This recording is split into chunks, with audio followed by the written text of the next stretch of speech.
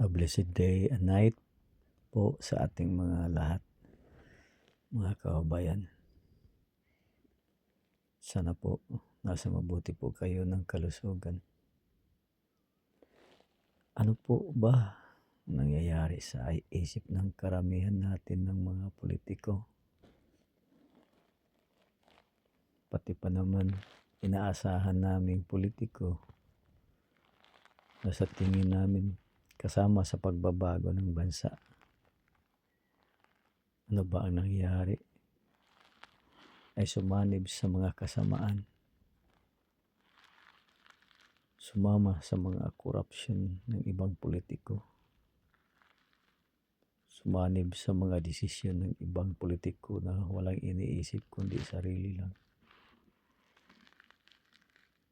Ano naman kaya ang maipromise sa ating presidente sa darating na suna niya? Matuloy kaya ang 20 pesos ang kilo ng bigas? O kaya iba na lang ipapromise, magiging 10 piso na kaya ang kilo ng bigas? Problema talaga. Magpapatuloy rin kaya siya sa desisyon ng kanyang asawa?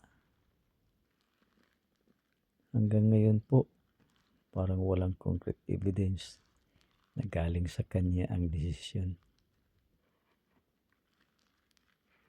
Ng mga senador rin at congressman, laging nag-hearing to seek for the truth in aid of legislation daw. Parang nabigyan ng aid para tumahimik at di na ipatuloy ang mga investigasyon. Tulad ng sa PCSO, inumpisahan ito ni Senator Raffy Tulfo. Pero anong nangyari? Biglang tumahimik.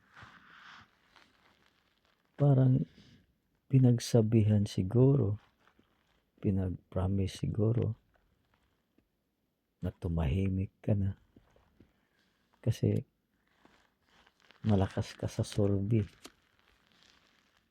at ikaw yung i-endorso ko na maging presidente, next president of the Philippines, or kaya vice president. Mga kababayan ko,